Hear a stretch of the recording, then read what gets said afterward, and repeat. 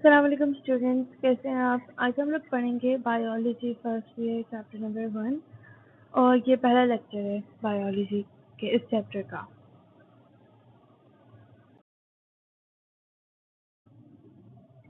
Basically firstly हम discuss करेंगे कि सेल होता क्या है, what is a cell. Cell जो है बिल्डिंग ब्लॉक होता है लाइफ का, और सेल एक ऐसा स्ट्रक्चर होता है जिससे पूरा ऑर्गेनिज्म बनता है। फिर ऑर्गेनिज्म की फर्दर 2 टाइप्स हैं। एक तरह के ऑर्गेनिज्म होते हैं जिन्हें हम यूनिसेल्युलर या सिंगल सेल्ड कहते हैं, और दूसरी टाइप को हम मल्टी सेल्युलर कहते हैं। जो यूनिसेल्युलर होते हैं उनके अंदर सिर्फ एक ही सेल होता है कि जो पूरा ऑर्गेनिज्म होता है, और वो ही सारे जो है फंक्शंस परफॉर्म करता है, लाइफ की सारी एक्टिविटीज़ खुद ही परफॉर्म करता है। और जो मल्टी सेल्युलर होते हैं उनके अंदर मल्टीपल सेल्स होते हैं, मोर देन 1 सेल होते हैं, और वो मिलकर जो है फंक्शन डिफरेंट परफॉर्म करते हैं, जिससे फिर एक ऑर्गेनिज्म बनता है। फिर यूनिसेल्युलर या सिंगल सेल्ड ऑर्गेनिजम्स की 3 एग्जांपल्स हैं, अमीबा, पैरामीशियम, यूग्लिना। वो सारे सिंगल सेल्ड ही होते हैं और वो अकेले ही जो है फंक्शन सारे परफॉर्म करते हैं लाइफ के। जबकि मल्टीसेल्युलर जो है वो कॉम्प्लेक्स ऑर्गेनिजम्स होते हैं, वो कॉम्प्लिकेटेड होते हैं, जिस तरह के प्लांट्स, एनिमल्स और ह्यूमंस।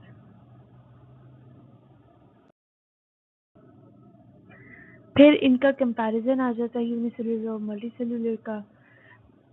चलें इसे रीड आउट कर लेते हैं। Unicellular organism, these organisms consist of one cell. वही जो मैंने अभी आप लोगों को पहले बताया कि इनके अंदर सिर्फ एक ही सेल होता है जो कि सब कुछ परफॉर्म करता है इंडिपेंडेंटली।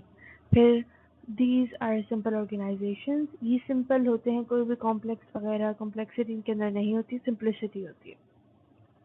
और इनका जो किंगडम होता है ये किंगडम प्रोटिस्टा किंगडम प्रोटिस्टा को बिलोंग करते हैं। इनकी एग्जांपल्स वही जो मैंने अभी आपको पहले बताई, अमीबा, पैरामीशियम और यूग्लिना। अभी इनके आगे फिगर्स भी आपको दिखाऊंगी। फिर मल्टी सेल्यूलर जो होते हैं उनके अंदर मल्टीपल सेल्स होते हैं, मतलब कि ज़्यादा सेल्स होते हैं, मोर देन 1। ये जो सेल्स होते हैं ये एक साथ एक दूसरे की मदद से जो है स्पेसिफिक फंक्शंस परफॉर्म करते हैं और पूरा एक ऑर्गेनिज्म बनाते हैं।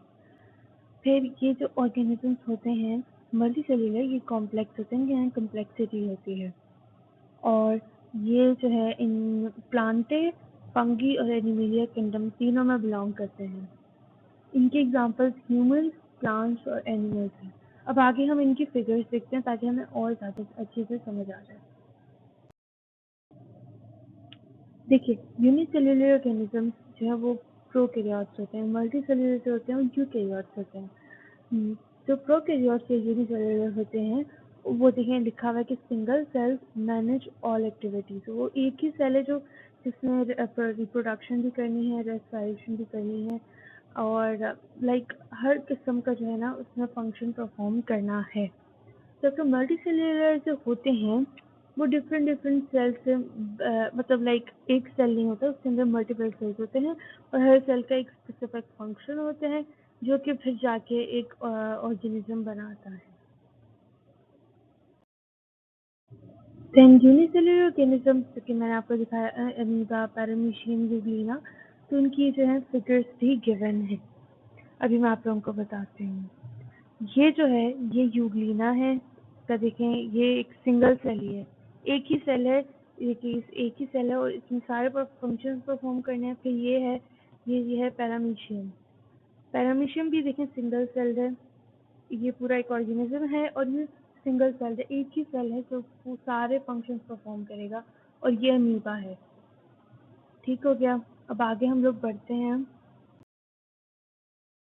मल्टी सेल्युलर ऑर्गेनिजम्स में ये देखें प्लांट्स आ गए और ये एनिमल्स आ गए। प्लांट्स में देखें ये जो है सेल्स होते हैं, इस तरह के बहुत सारे सेल्स होते हैं जो कि मिलकर ये पूरा एक प्लांट बनाते हैं। और एनिमल के अंदर इस तरह के बहुत सारे सेल्स होते हैं जो मिलकर एक पूरा ऑर्गेनिज्म एनिमल बनाते हैं।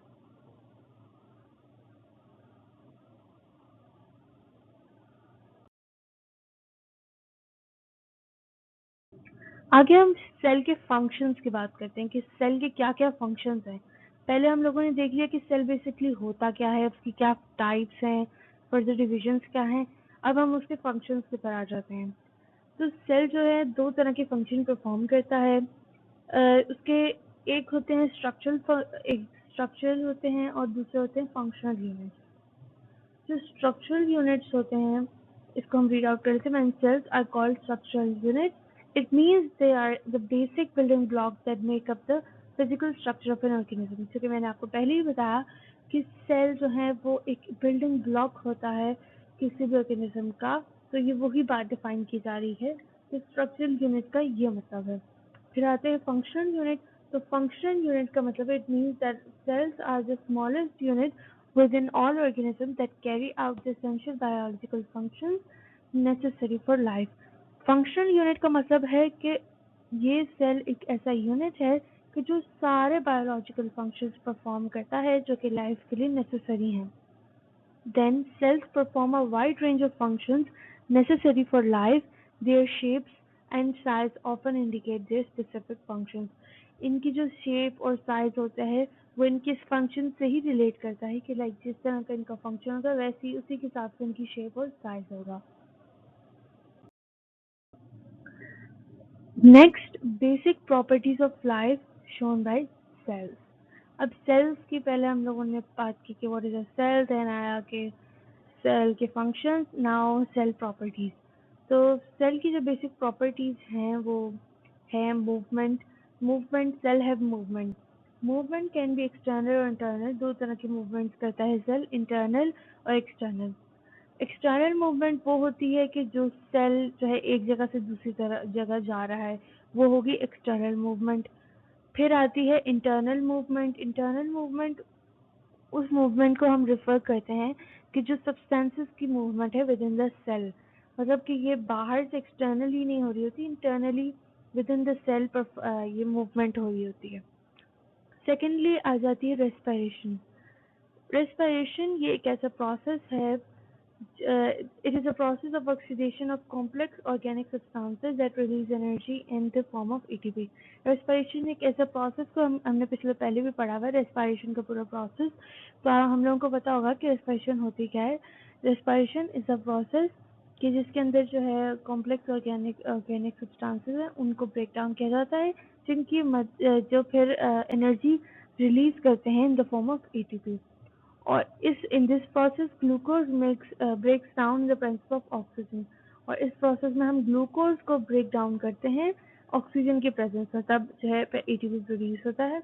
सेल्स यूज दिस एनर्जी, जो प्रोडक्शन होगी एनर्जी की ATP की फॉर्म में, इसको सेल फिर यूज करेंगे अपने सेल्यूलर प्रोसेसेस के लिए, such as movement, growth and repair.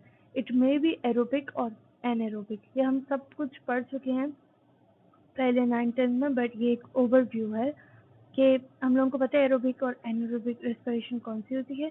इसकी रेस्पिरेशन की फर्दर टाइप्स हैं, उनको भी हम यहाँ डिस्कस नहीं करेंगे। हम जनरल जो है रेस्पिरेशन के बारे में बात करेंगे कि रेस्पिरेशन एक ऐसा प्रोसेस है कि जो ग्लूकोज को ब्रेक डाउन करता है presence of oxygen to produce ATP और एनर्जी। देन थर्डली आ जाते हैं homeostasis. It is the ability to maintain a stable internal environment despite changes in external conditions called homeostasis.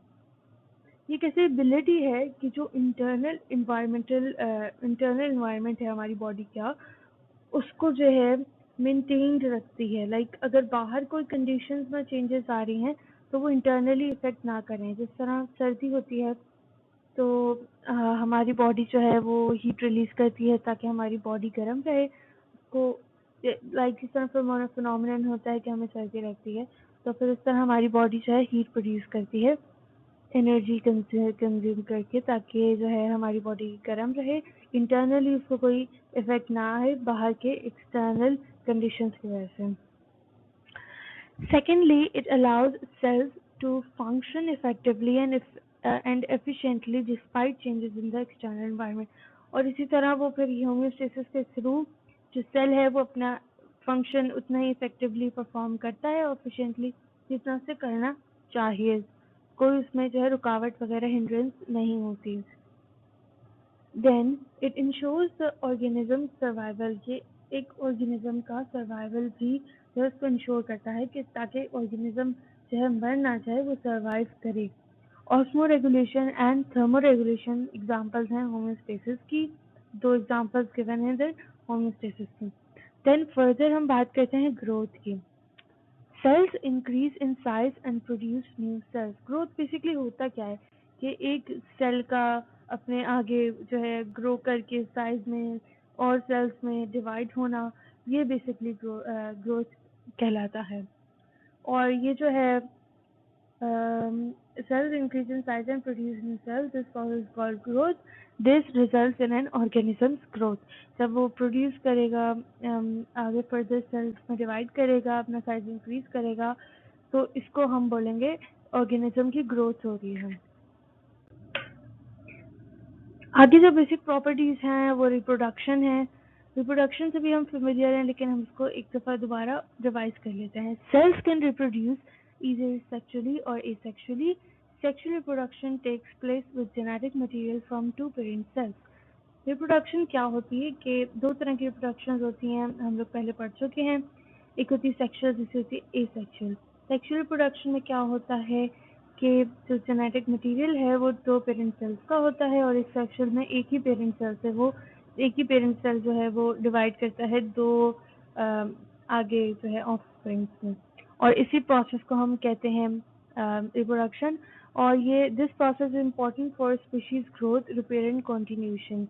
ये जो प्रोसेस है ये बहुत इम्पोर्टेंट होता है स्पीशी की ग्रोथ में, उसके रिपेयर में और उसकी कंटिन्यूटी में। आगे आता है excretion. The process of removing waste products produced by and accumulated in cells during metabolic processes is called excretion. Excretion एक ऐसा प्रोसेस है जिसके अंदर जो रिमूवल, जो वेस्ट प्रोडक्ट्स होती हैं उनके रिमूवल होता है, और ये जो वेस्ट प्रोडक्ट्स होती हैं ये बेसिकली मेटाबॉलिक प्रोसेसेस की वजह से जो है वेस्ट मटेरियल्स ये एक्यूमुलेट हो जाते हैं सेल्स में, तो जो ड्यूरिंग एक्सक्रीशन इस प्रोसेस के थ्रू उनको हम रिमूव कर देते हैं अपनी बॉडी में से या सेल में से। The chemical reactions that occur within a living organism to maintain life are called metabolic reactions. अभी हमने इधर बोला कि मेटाबॉलिक प्रोसेसेस के अंदर जो वेस्ट प्रोडक्ट्स होते हैं उनको हम रिमूव करते हैं, उसका एक्सक्रीशन बोलते हैं। तो ये बेसिकली मेटाबॉलिक रिएक्शंस होते क्या हैं उसको डिफाइन कर रहे हैं कि द केमिकल रिएक्शन, ऐसा केमिकल रिएक्शन जो that occurs with in a living organism, जो एक लिविंग ऑर्गेनिज्म के अंदर अकर करता है ताकि उसकी जो लाइफ है वो मेंटेन रहे, उसको हम कहते हैं metabolic reaction. And the removal of waste from metabolic process is necessary for maintaining cellular health and functions. और ये जो metabolic process है ये बहुत ज़रूरी होता है एक सेल की हेल्थ को और फंक्शंस को मेंटेन रखने के लिए। थर्डली फिर आता है nutrition. Nutrition it is the intake and processing of materials and gases from the environment. ये एक ऐसा प्रोसेस है जिसके अंदर हम लोग इनटेक करते हैं मटेरियल्स और गैसेस का एनवायरनमेंट में से। And nutrition is required for energy production, growth and maintenance. इसका जो है न्यूट्रिशन ये क्यों ज़रूरी है, ये इसलिए ज़रूरी है ताकि एनर्जी की प्रोडक्शन हो, सेल की ग्रोथ हो, और हर चीज़ एक जगह मेंटेन रहे। अब आगे